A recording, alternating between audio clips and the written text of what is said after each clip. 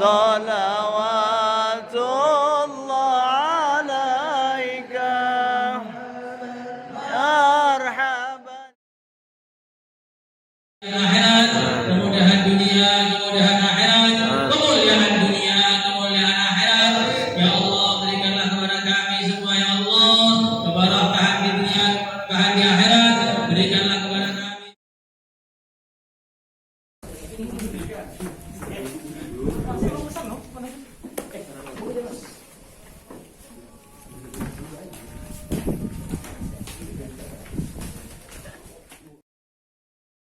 Kita dapatkan sekarang ini semua hanyalah karena barokahnya guru kita, bukan karena kita sendiri.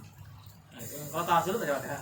Roh itu merasa di mana saja bareng guru kita, dan apapun kemajuan yang kita dapatkan, dihormati orang, dimuliakan dan sebagainya, itu hanya barokah dari guru kita, bukan karena kita pantas untuk itu. Kalau kita merasa pantas, jadinya kayak korun. Qala innama utitu ala ilm. Memang saya itu ya harus dicium tangannya, kalau enggak ya enggak cium tangan saya, kepala semua. Ini sudah jauh. Kemudian yang keempat, semua santri, sebagaimana hati itu tidak boleh pisah dengan gurunya, jasadnya itu juga harus ziarah kepada gurunya. Jangan pulang, ini tahun 2000 pulang, terus belum pernah ke Al-Fatah sudah 20 tahun. Umpamanya, ya itu santri yang tolol dan bego.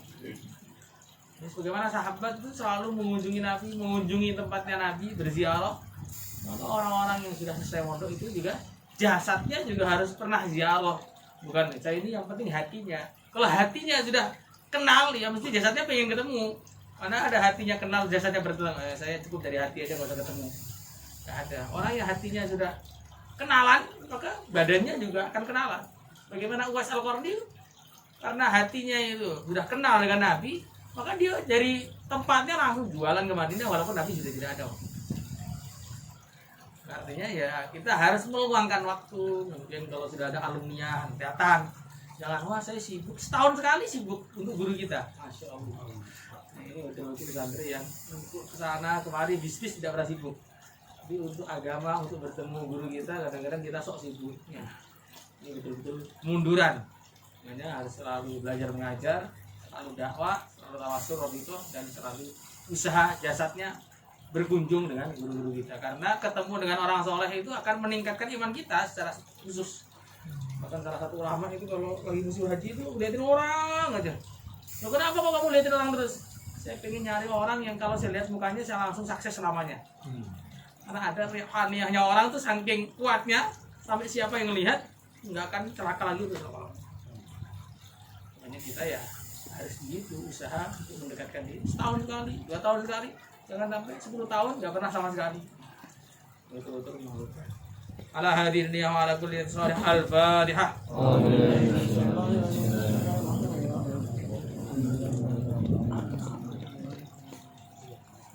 Ya.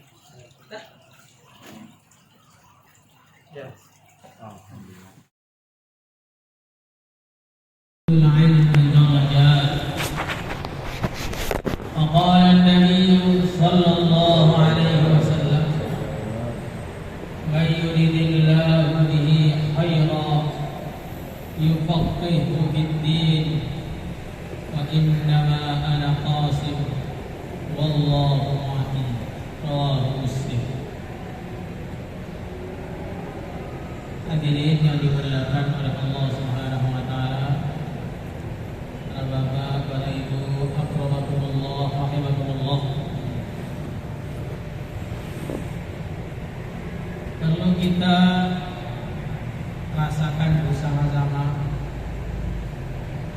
kita renungi bersama-sama bahwa sebenarnya kita ini berada di dalam satu perjalanan yang panjang yang tidak akan berakhir perjalanan itu sampai fariqun fil jannah wa fariqun fis sa'ir. Sebagian orang masuk surga kenikmatan yang selama-lamanya, dan sebagian orang masuk neraka kepedihan dan siksa untuk selama-lamanya. Hadirin yang dimuliakan oleh Allah Subhanahu wa taala, dalam perjalanan yang begitu panjang ini untuk menghadapi huru hara, baik huru hara ketika masih di dunia maupun huru hara ketika di kubur kita, maupun huru hara ketika di padang mahsyar, masalah-masalah ketika kita berada di depan timbangan amal, masalah-masalah problematika yang akan kita hadapi ketika kita di titian sirat. Untuk menghadapi ini semua kita perlu bekal. Bukan perlu, bukan. Yang perlu itu kadang-kadang bisa ditinggalkan. Kita harus punya bekal yang sebanyak-banyaknya. Harus punya bekal yang sebanyak-banyaknya. Karena kalau kita kekurangan bekal, kita nggak akan sampai tujuan akhir, yaitu surganya Allah Subhanahu wa taala. Bagaimana kita kalau punya perjalanan ke suatu tempat, ya harus punya bekal. Kalau nggak punya bekal, ya nggak akan sampai tujuan. Ya, bekal yang Allah Subhanahu wa taala haruskan untuk kita persiapkan adalah at-taqwa. Wa tazawwadu fa inna khairaz zadit taqwa. Berbekallah, perbanyaklah bekal kalian, dan sesungguhnya sebaik-baik bekal adalah takwa. Takwa itu apa? Takwa itu mengerjakan semua perintah Allah sekaligus meninggalkan semua yang dilarang oleh Allah. Mengerjakan semua perintah Allah tanpa pilih-pilih, sekaligus meninggalkan semua larangan Allah tanpa pilih-pilih. Semakin banyak bekal kita hadirin yang mulia, maka kita akan semakin sukses. Maka ada ulama yang menasihati dengan syairnya, idza mitta lam tarhal bizadin minat tuqa wa la qaita ba'dal maut man qad tazawwada nadimta ala annaka laysa kamithlihi wa annaka lam tursil lima kana arsada. Bayangkanlah apabila Anda sudah berangkat ke akhirat dan tidak punya bekal berupa amalan takwa. Kemudian sampai sana ketemu orang yang banyak bekal. Gak punya bekal itu sudah sedih. Tapi gak punya bekal terus ketemu orang yang banyak bekalnya, lebih sedih lagi. Kita di akhirat kalau berangkat naudzubillah dalam keadaan gak pernah sholat, itu sudah menyusahkan kita. Tapi kalau sudah gak pernah sholat, ketemu orang yang banyak sholatnya dan dia dalam keadaan nikmat, itu lebih menyesakkan hati kita lagi. Kita gak pernah berjuang, kalau berangkat ke akhirat gak punya pahala perjuangan, itu sudah sedih.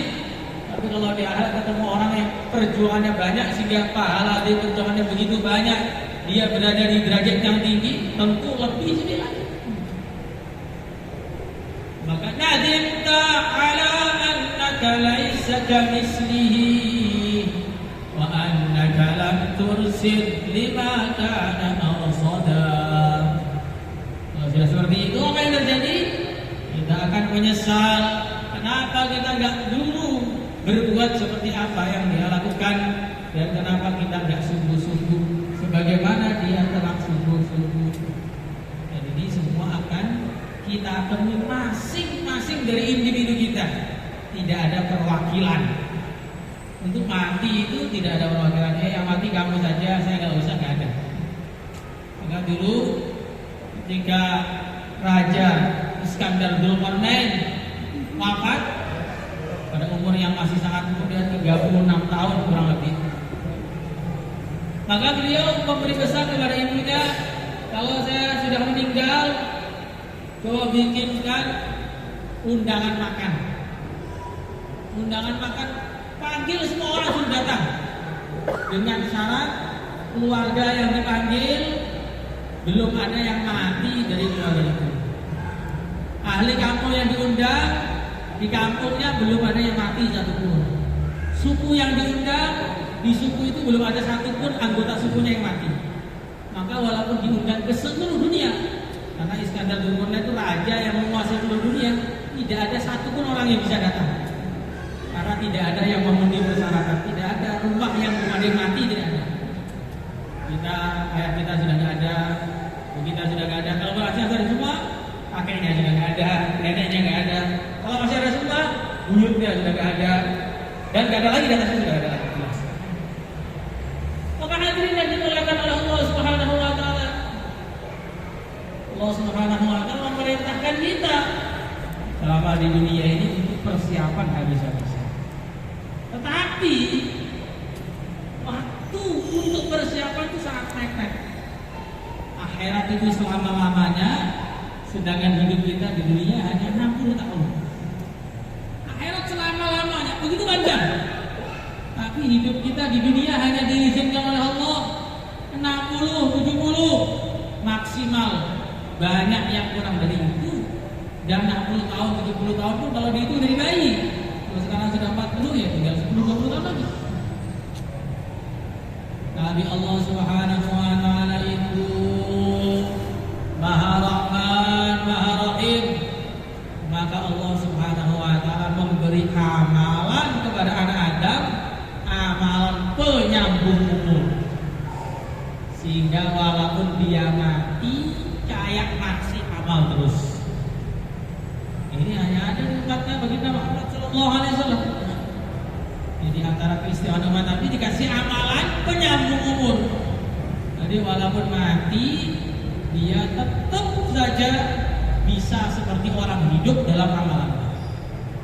Maka dalam bentuk hadis dikatakan, "Idza mata ibnu Adam inqata'a 'amaluhu illa min thalas, sadaqatin jariyah, aw 'ilmin yuntafa'u bih, aw waladin shalihin yad'u lahu." Kalau anak Adam mati, maka terputuslah semua amalannya kecuali 3 perkara. 1, sedekah jariyah. Sedekah jariyah itu sedekah yang tidak habis ketika dimakan. Jadi yang manfaatnya berlangsung terus sampai hari kiamat. Seperti orang gali sumur untuk umum, orang bangun masjid, infak mushaf, mengalirkan sungai, menanam pohon. Itu semua bagian dari sedekah jariyah. Bikin madrasah, bikin sekolahan agama. Sekolah dunia tidak, sekolah agama. Ini semua bagian dari sedekah jariyah. Sedekah yang bisa dipakai orang terus sehingga orang-orang dapat manfaat dari harta yang kita infakkan. Sedekah makanan juga penting. Sedekah makanan habis bukan jariyah. Yang jariyah itu yang bisa dimanfaatkan selama bertahun-tahun bahkan ratusan tahun, namanya sedekah jariyah. Kalau kita usahakan itu juga semampu kita infak 1 Quran karena Allah, diwakafkan di masjid. Siapa saja yang baca Quran kita dapat pahalanya. Kita nyumbang untuk membangun masjid, walaupun cuma 1 tiang atau 2 tiang, 1 petak tanah atau 2 petak tanah, maka itu selagi masih ada orang sholat di situ, kita dapat pahala. Kita nyumbang madrasah, begitu juga dan seterusnya dan seterusnya. Kita usahakan semampu kita. Kemudian au ilmin yuntafa'u bih, atau ilmu yang bermanfaat. Apa yang dimaksud dengan ilmu bermanfaat itu? Ilmu yang orang setelahnya amal gara-gara ilmu dia. Jadi ini bukan hanya berlaku untuk para ulama, orang awam pun bisa. Itu ketika dia berdakwah terus-menerus sampai mati dalam keadaan berjuang, dan ada orang yang meneruskan dakwahnya lagi, meneruskan dakwahnya lagi, meneruskan dakwahnya lagi sampai hari kiamat. Walaupun dia sudah dikubur, dosanya sudah berhenti, pahalanya tidak berhenti lagi. Jadi seorang dai ini bisa menjadi ilmu yuntafa'u bih, asal dakwahnya lurus. Kalau dakwahnya ngawur, semua orang dimarahin semua, kejos, wah sudah ini angel kalau begitu. Jadi ini namanya nanti sedekah jariyah. Yang ada orang setelahnya ikut jadi kayak kita, ada belingnya semua orang di seluruh dunia, belingnya seluruh dai di dunia akan datang kepada kita semua. Ya, ilmu yang utama ini adalah bagaimana kita berjuang. Kita ajak orang masjid, maka selagi orang tadi ngajak orang lagi, ngajak orang lagi, maka selagi dia di masjid kita dapat pahala terus. Kita taskil orang untuk berangkat ke Baitullah, walaupun kita nggak sempat haji, ada orang yang berangkat haji gara-gara kita dapat pahala juga. Kita ajak orang untuk pondok, kita ajak orang untuk hafalkan Quran, walaupun belum kita nggak sempat hafal karena sudah terlanjur tua, tapi nanti di akhirat dapat pahalanya hafid Al-Quran. Maka ini jadi dai penting. Maka orang kalau berhenti jadi pendai, ya, arkun dingin, itu artinya dingin dari mencari pahala. Dingin dari mencari pahala. Maka terus jamaah mengeluarkan jamaah. Kalau terus begitu, maka sampai mati kita dikubur tinggal senyum saja. Senyum, pahalanya datang terus. Kuburnya tambah lama, tambah keren. Tapi kalau kita nggak pernah dakwah, diam saja di rumah, ataupun dakwahnya marah-marah sehingga orang jadi nggak ada dakwah gara-gara kita, akhirnya kuburan kita akan penuh dengan api. Kemudian yang ketiga, aset yang penting sekali kita jaga, ya. Awaladin sholihin yad'ulah. Kita harus punya anak yang soleh. Jadi punya anak soleh ini cita-cita yang sangat tinggi, yang dulu dicita-citakan oleh para nabi. Para nabi itu pengen anaknya soleh. Masa kita nggak pengen punya anak soleh? Nabi Ibrahim doa, Rabbi habli minas sholihin. Ya Allah, karuniailah aku anak yang soleh. Nabi Zakaria berdoa, waj'alni min ladunka waliya yarithuni wa yarithu min ali Yaqub waj'alhu rabbi radiya. Ya Allah, berikanlah aku keturunan yang meneruskan aku, meneruskan kenabianku, meneruskan dakwahku. Jadi anak itu adalah aset yang mahal. Kalau kita letakkan di sembarang tempat sehingga dia rusak, maka kita rugi sehabis-habisnya. Rugi sehabis-habisnya. Karena pahalanya anak akan kembali kepada kita. Begitu juga dosanya anak akan kembali kepada orang tua. Kalau kita ini punya intan berlian, ya, mungkin nggak kita taruh di pinggir jalan? Mungkin atau tidak? Kalau asli intan nggak mungkin. Kalau palsu ya. Kalau asli nggak mungkin kita letakkan di pinggir jalan. Kalau kita punya uang 1 miliar, apakah kita mungkin letakkan dalam selokan? Tidak mungkin. Selokan itu tempat pembuangan air itu. Tidak mungkin. Kita akan letakkan di tempat yang lebih mahal. Kita letakkan di tempat yang terjaga. Dan anak itu lebih mahal daripada intan berlian, lebih mahal dari uang 1 miliar. Karena anak ini bisa menarik kita ke surga.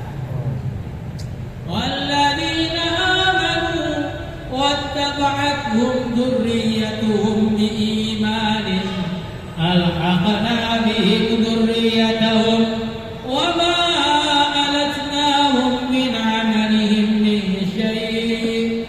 Kullu imri'in bima kasaba rahin. Ini dalam Al-Quran, dalam Islam itu ada istilah keramat gandul dan keramat sumbul. Kata guru saya. Apa maksudnya itu?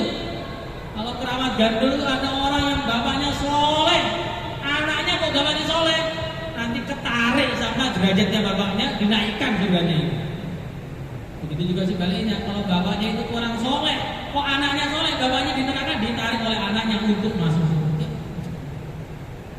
Maka punya anak yang soleh itu adalah keharusan bagi orang yang ingin masuk surga.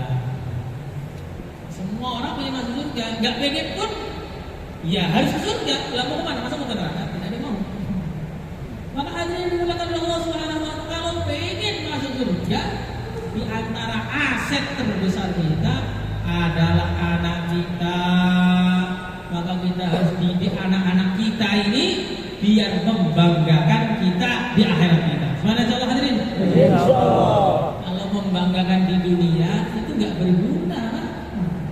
Dia jadi profesor doktor.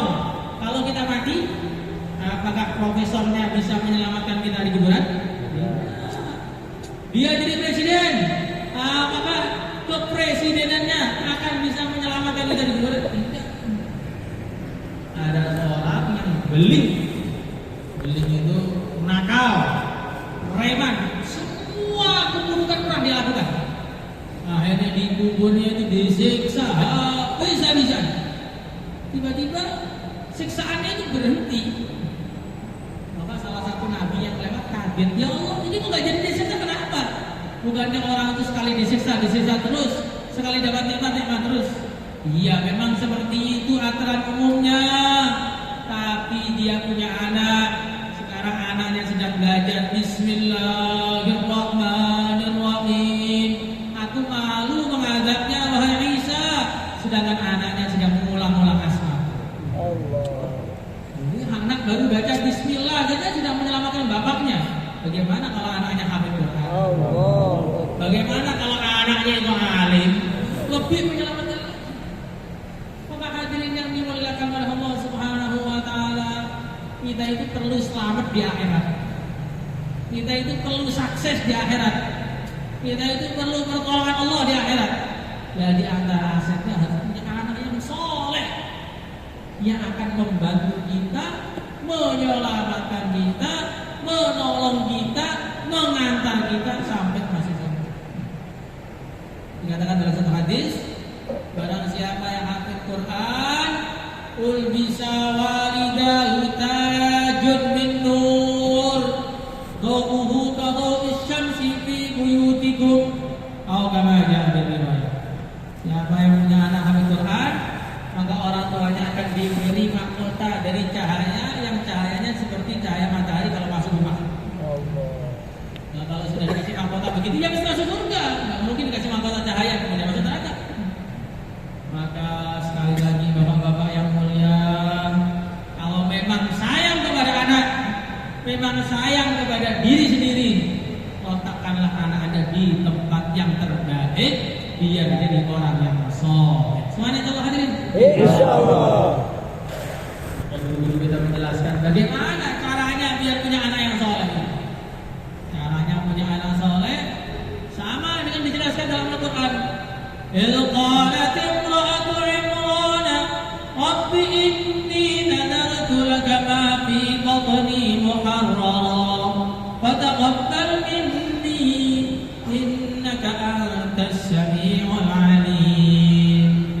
Syarat yang pertama, anaknya itu memang diniatkan hanya untuk jadi orang soleh.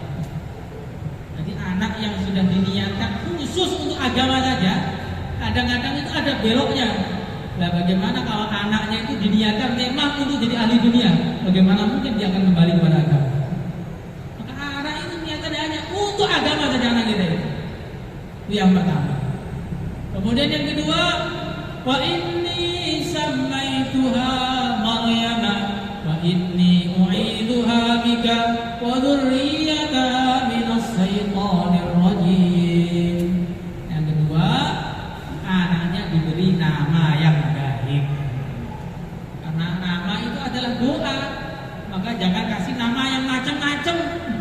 Kalau nama-nama yang belum terbukti jadi namanya orang soleh, jangan dijadikan nama anak kita. Berilah nama-nama para nabi, para rasul. Berilah nama-nama sahabat. Berilah nama-nama ulama.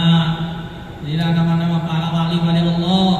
Nanti dengan berkahnya nama mereka, anak kita menjadi lebih soleh. Tapi kalau namanya itu sudah gak benar, ya jelas tambah gak benar. Kasih nama anak Michael Jackson, loncat-loncat kayak orang gila. Kasih anak Ronaldo, main bola, jalan-jalan gerata masih main bola terus. Maka kasih nama itu Abu Bakar, biar kuat imannya. Kasih nama Omar, biar berani dalam kendaraan. Kasih nama Utsman, biar jadi orang dermawan. Kasih nama Ali, biar berani di garis depan dalam pertempuran. Begitu. Kasih nama, kalau kasih nama orang gak benar, ya jadi gak benar. Dikasih nama yang benar saja anaknya kadang-kadang masih gak beres. Apalagi dikasih nama gak benar, sempurna tidak beresan. Maka hadirin yang dimuliakan oleh Allah Subhanahu wa taala, kasih nama yang benar. Kemudian yang ketiga, anaknya itu selalu didoakan. Inni u'idzuha bika wa dzurriyyataha minasyaitonir rajim. Anaknya selalu didoakan. Karena anak itu ada hubungan dengan bapaknya, rohaniyahnya. Nah, anaknya di pondok ngapalin Quran, bapaknya di rumah melototin TV, maka anaknya di pondok cari duit nanti. Anaknya di pondok fokus, katanya masukkan tahfidz biar baca Quran, bapaknya di rumah baca koran. Akhirnya anaknya juga kebelet baca koran lagi. Kenapa? Ternyata disetrum sama bapaknya di rumah. Dan ibunya juga, bapak ibu sama. Lalu kan ibu itu kalau baik ya anaknya itu jadi baik banget. Maka cari ibu itu harus ibu yang benar. Jangan cari ibu sembarangan. Ibu ketemu di pinggir jalan, anaknya dibuang di selokan lagi. Seperti yang sudah terjadi sekarang ini, banyak anak-anak dibuang di jalan. Kenapa? Karena ketemu ibunya di pinggir jalan. Maka anaknya akan jadi baik kalau selalu didoakan oleh orang tuanya. Maka guru-guru kita mengajarkan, mulai anaknya dipondokkan, maka mulai bapaknya mujahadah di rumah. Ketika dulu sebelum anaknya mondok, wiritannya setelah sholat cuma 1 menit langsung pulang. Begitu anaknya sudah mondok 10 menit baru pulang. Dulu tahajudnya 2 rakaat sambil duduk, sekarang 4 rakaat yang panjang-panjang sambil menangis kepada Allah. Nah itu dulu nggak pernah keluar. Anaknya berangkat ke pondok, bapaknya keluar 4 bulan. Begitu, yang subuh-subuh keluarnya, bukan hanya sekedar keluar 4 bulan, keluar yang subuh-subuh. Akhirnya kalau di rumah bikin amalan, di pondoknya bikin amalan juga anaknya, akhirnya punya anak yang soleh, yang akan berguna untuk umat di dunia dan akan berguna untuk bapaknya berganti akhirat. Ini bapaknya amal, ibunya lebih harus amalan lagi. Karena doanya seorang ibu, kata para ulama, sama dengan doanya 40 wali. Wali itu satu saja sudah makbul, Pak. Bagaimana dengan wali 40? Sayangnya kebanyakan ibu itu tidak mau doa, maunya ngomel saja. Semua diomelin. Anaknya diomelin, gurunya di pondok juga diomelin, bapaknya pun diomelin juga. Para ibu itu kerjanya ngomel terus. Lah kalau ngomelnya itu dirubah jadi doa, sudah berapa banyak doa yang makbul untuk anak ibu. Nah, ibu-ibunya harus kasih tahu. Karena sekarang juga nggak mendengarkan walaupun duduk, biasanya begitu. Makanya Allah Subhanahu wa taala, karena banyak sekali orang-orang yang makbul itu gara-gara ibunya. Imam Bukhari jadi orang mulia, doanya ibunya. Imam Syafi'i juga gara-gara ibunya. Nah, ada salah satu ulama di Madura, pondok pesantren besar di Madura. Dulu salah satu bunyainya itu kerjaannya tiap malam nyuci beras buat santri-santri. Maka suatu ketika tengah-tengah dicuci berasnya, berubah berasnya jadi emas. Tapi ibunya memang ibu yang punya cita-cita tinggi. Maka dia mengatakan, ya Allah, bukan emas yang saya cari, ya Allah. Saya khidmat santri bukan pengen emas. Saya pengen keturunan saya itu jadi ulama-ulama. Akhirnya semua ulama di Madura sekarang itu ada karena keturunannya orang yang doa ini. Nah, makanya ini penting sekali. Nah, ibu itu berdoa, ayahnya berdoa, dan yang sangat penting lagi, ayah dan ibunya harus cinta dan berkhidmat kepada ulama. Itu syarat. Makanya dalam ulama dikatakan, siapa yang dalam hatinya ada 1 biji sawi tidak cinta kepada ulama, maka seumur keturunannya sebawah nggak akan ada yang jadi orang ini. Ada 1 titik kebencian kepada ulama, ketidakcocokan dengan ulama, maka sampai bawah semuanya keturunan dia nggak akan jadi ulama sebelum dia lomba. Maka harus cinta kepada para ulama. Ya. Diceritakan dalam cerita lain, ketika istrinya Nabi Ibrahim khidmat kepada tamu, maka langsung dapat berita gembira, wa basyarnahu bi ghulamin alim.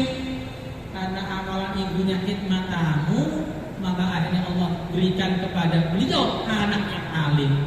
Maka kalau pengen anaknya soleh, anaknya alim, diantaranya kalau ada tamu jamaah gerak di ikram, niatnya biar membantu otaknya anaknya yang sedang belajar di pondok. Anaknya di pondok otaknya nyangkut, hafalan nggak masuk, ya mungkin ibunya dan ayahnya nggak pernah hikmat di rumah. Kemudian yang terakhir, hadirin yang mulia, untuk kita ini bisa punya anak yang soleh, anaknya harus disuhbahkan dengan orang soleh, dikumpulkan dengan orang soleh, diletakkan di tempat yang orang soleh, nanti jadi soleh. Fataqabbalaha rabbuha biqabulin hasanin wa anbataha nabatan hasana wa kaffalaha Zakaria. Kullama dakhara 'alaiha Zakaria al-mihrab wajada 'indaha rizqan qala ya Maryam anna laki hadha qalat huwa min 'indillah inna Allaha yarzuqu man yasha'u bighairi hisab. Jadi hadirin yang mulia, ketika anak itu diletakkan di tempat yang orang soleh, akhirnya anaknya jadi anak soleh. Diletakkan di pondok, ya insya Allah jadi soleh. Secara kurikulum begitu. Kalau tetap nakal ya takdirnya. Secara kurikulum orang diletakkan di tempat baik ya jadi baik, diletakkan di tempat buruk ya jadi buruk. Temannya orang baik ya jadi baik, temannya orang buruk jadi buruk. Seperti kalau kita naik bis, satu bis selamat semua, kalaupun ada yang mati tiba-tiba ya jangan. Begitu juga ada bis masuk jurang, ya secara umum mati semua, kalaupun ada yang selamat jangan. Wana dirulah hukmalahu, perkara yang jarang itu ya jarang, nggak bisa jadi acuan. Dan hadirin yang dimuliakan oleh Allah Subhanahu Wa Taala, dalam kita tadi disebutkan ketika anak itu hanya untuk Allah, hanya untuk mengamalkan agama, diniati yang baik, dikasih nama yang baik, diletakkan di tempat yang baik bersama guru yang baik, rizkinya sudah ditanggung oleh Allah. Jangan khawatir lah anak kita nggak makan gara-gara pondok. Jangan khawatir. Siapa yang kasih rezeki kita? Allah. Sekarang orang-orang kafir nggak menyembah Allah, nggak mengakui Allah ada Tuhannya, masih dikasih makan oleh Allah. Masa orang iman nggak dikasih makan oleh Allah? Orang iman ketika masuk surga sana akan diberi makan sampai berapa hari? Selama-lamanya kasih makan terus. Masa Allah kasih makan orang iman di surga selama-lamanya mampu? Kasih makan kita di dunia 60 tahun Allah gak mampu? Pasti dikasih makan. Kalaupun gak dikasih makan, itu karena kita kurang minta kepada Allah. Maka jangan khawatir kalau amal agama terus gak makan. Karena amal agama itu taat kepada yang punya makanan. Yang punya makanan siapa? Allah. Maka kalau kita taat kepada Allah, pasti dikasih makan. Tidak ada ceritanya orang amal kemudian mati tersia-siakan. Gak ada ceritanya. Sudah itu sudah dijalani oleh manusia dari zaman Nabi Adam sampai sekarang. Kok ada orang amal agama tersia-sia? Itu pasti ada gak ikhlasnya. Itu pasti ada gak ikhlasnya, gak tertibnya, niatnya gak sesuai. Pokoknya ada yang kurang. Kalau semua dipenuhi, wa'adallahu alladhina amanu minkum wa 'amilus shalihat la yastakhlifannahum fil ardh, pasti akan dikasih makan oleh Allah. Semuanya insyaallah hadirin. Insyaallah. Yakin itu penting karena sudah ditagih panjang-panjang, kalau nggak percaya, masa iya begitu kan? Kita nggak ada gunanya sudah. Maka orang iman itu ujiannya percaya itu. Kalau dia sudah percaya, iya dia ada nilainya. Kalau percaya yang nunggu di akhirat sana, ya sama dengan Abu Jahal aja. Abu Jahal kalau sudah sampai di akhirat, ya iman juga. Apakah kita imannya nunggu lihat surga? Oh surga itu ada ternyata ya. Juga ada gunanya kalau ada ternyata ya. Memang ada dari dulu. Matanya ini picek. Maka hadirin yang dimuliakan oleh Allah Subhanahu Wa Taala, semoga majelis kita di siang hari ini diterima oleh Allah. Tidak kebaikan buat diri kita, keluarga kita, keturunan kita sampai hari kiamat dan umat Islam di seluruh dunia. Kita tutup baca kita dengan doa. Allahumma shalli ala sayyidina Muhammad wa ala ali sayyidina Muhammad wa radhiyallahu ta'ala an kulli ashabi Rasulillah ajma'in. Walhamdulillahi rabbil alamin. Ya Allah, ampuni dosa-dosa kami. Ya Allah,